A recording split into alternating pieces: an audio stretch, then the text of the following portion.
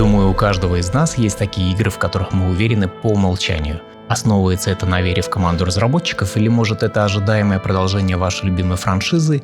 Как бы то ни было, к некоторым играм есть определенный процент доверия. Лично для меня, к примеру, если будет выходить условный новый Red Dead Redemption от Rockstar или продолжение Last of Us от Naughty Dog или, скажем, новая игра от From Software, по большому счету не важно. Этот список можно продолжать и дальше. Так вот, еще даже до официальных анонсов я знаю, что отдам свои деньги за эти игры, настолько я в них уверен. Но бывают ситуации, особенно когда это новые IP и разработчики либо не заслужили еще доверия, либо выпускали хорошие игры вперемешку, с такими себе. Так вот, ситуации, когда смотришь одним глазком на заинтересовавшую тебя игру, прищурившись так, и с одной стороны вроде заманчиво и интересно, но с другой абсолютно не знаешь, чего ожидать. Тут как раз и начинается самое интересное, по крайней мере для меня. Это поиск информации, а кто же режиссер игры, а кто писал сценарий, и так далее. То есть не поверхностный анализ создателей, главных людей у руля, из головы которых эта игра и материализуется. Сейчас современные студии разработчиков, когда разрабатывают несколько игр, зачастую делятся на внутренние команды, каждая из которых занимается своим детищем. Поэтому иногда из-под крыла одной студии может выйти два совершенно разных проекта как по наполнению, так и по качеству. А в случае с Don't Nod и их новой игрой Banishers нам в голове нужно держать два проекта. Это Remember Me 2013 года и Vampyr 2018. Запомните эти названия, к ним мы скоро вернемся. Я буду много раз упоминать разработчиков, поверьте, это критично важно для понимания того, чего ждать от игры. Дорогие друзья, всем привет, вы на канале Платоси, и сегодня мы с вами разберем этакую темную лошадку, которая крайне заинтриговала меня после анонса на Game Awards. Есть очень высокий шанс, что игра получится хорошей. Давайте вместе разбираться, почему же я так считаю. Итак, Banishers, призраки нового Эдена. Поехали!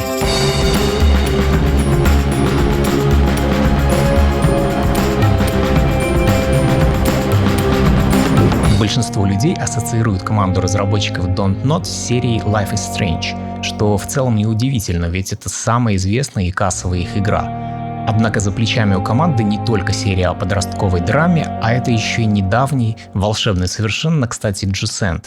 Это и упомянутые ранее Remember Me и Vampyr. Кто знаком с этими играми не понаслышке, прекрасно понимает, что они прям качественно разные как по жанрам, так и по подаче. Причина в этом, как я и говорил ранее, в том, что за разработку отвечали разные люди, в общем-то. И первое, что мне стало интересно, это, конечно, вопрос. А кто же отвечает за разработку новой игры внутри студии? Прежде чем мы с этим разберемся, вернемся немного назад.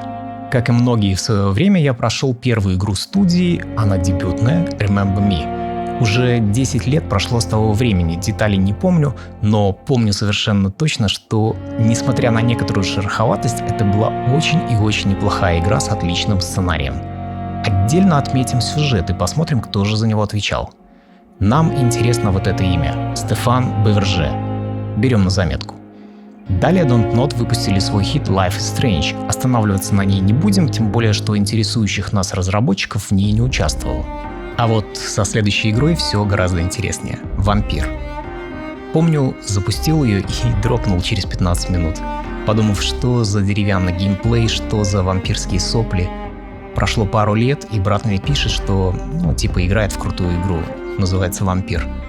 Я про себя посмеялся с этой крутой игры, однако решил дать ей второй шанс.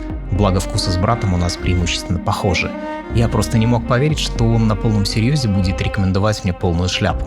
Запустил, поплевался вначале, а потом произошла какая-то магия, не иначе.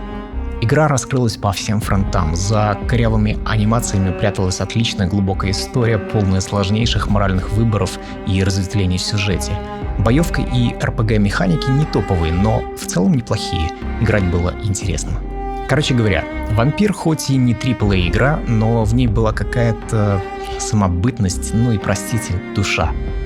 И в тот момент я понял, что новую игру от этих ребят я совершенно точно попробую, на своем примере ощутив, что за невзрачным внешним видом может скрываться бриллиант. Если вы не играли и любите глубокие сюжетные игры, то дайте ей шанс, пожалуйста. Итак, смотрим на разработчиков. Режиссер Филипп Моро, а сценарист уже знакомый нам Стефан Беверже. Так, минуточку, вернемся к Remember Me. О, точно, Филипп трудился над ней в качестве дизайнера. Интересненько. Проглядывается связь. И теперь вернемся к свежей Banishers. Оказывается, эти мужчины трудятся и над ней. Ну супер! Все стало на свои места. Banishers — это третья игра микрокоманды разработчиков Dontnod, а за Life is Strange, Jusant и другие игры студии отвечали уже иные люди. Окей, с этим разобрались, двигаемся уже непосредственно к самой игре.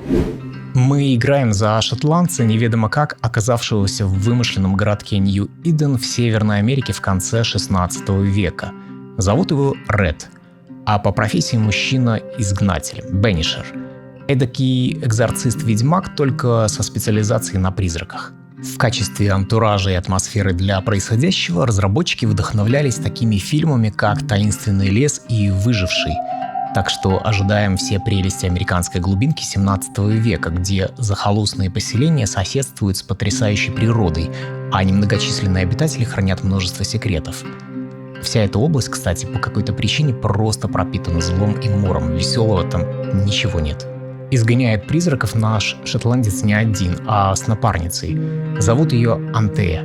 Объединяет героев не только профессия. По сюжету они люто этих самых призраков ненавидят. Каждый по какой-то своей причине, которую, видимо, нам объясняют в самой игре. Они поклялись защищать живых от призраков и живут по слогану «Жизнь живым, смерть мертвым». Во-первых, Антея — наставник Реда, его учитель. Но во-вторых, любовь всей его жизни. А вот теперь внимание, предупреждение для суровых мужчин, смотрящих видео и уже приготовившихся закатывать глаза. Мы с вами поговорим о любви, ведь это критично важно для понимания мотивации главных героев. Включаем воображение.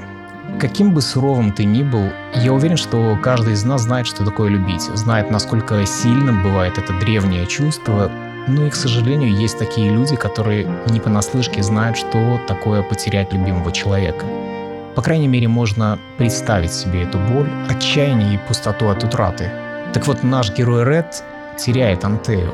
Она умирает при очередной охоте на призраков. И тут мы подходим к, вероятно, главной особенности игры и источнику супер непростых моральных выборов. Антея возвращается, но в виде призрака. Становится тем, кого она ненавидела больше всего в жизни. И перед Редом встает сложнейший выбор – отпустить любимую или воскресить ее. Этот выбор основной и главный, но на протяжении всей игры мы также будем принимать огромное количество решений, затрагивающих судьбы жителей Нью-Эдена и непосредственно влияющих на концовку, которых здесь будет аж 5 штук. Давайте немного поговорим о том, как же это будет реализовано. В нашей студии мы любим мучить геймеров, любим заставлять их посмотреть на безнравственность и принимать тяжелые решения. Для того, чтобы вернуть Антею к жизни, Реду придется предать кредо экзорцистов, а точнее поглотить столько жизни, сколько возможно, чтобы прокормить призрак Антеи. Передаю слово сценаристу Стефану Беверже. Молот и клещи — это одно из первых дел, которые предстоит решить героям. Нелли преследует призрак ее погибшего мужа. Его зовут Фортун Хитон, и он уже мертв какое-то время. Артер же занял место Хитона для всей коммуны. Фортун Хитон, настоящий Фортун Хитон, был ужасным мужем.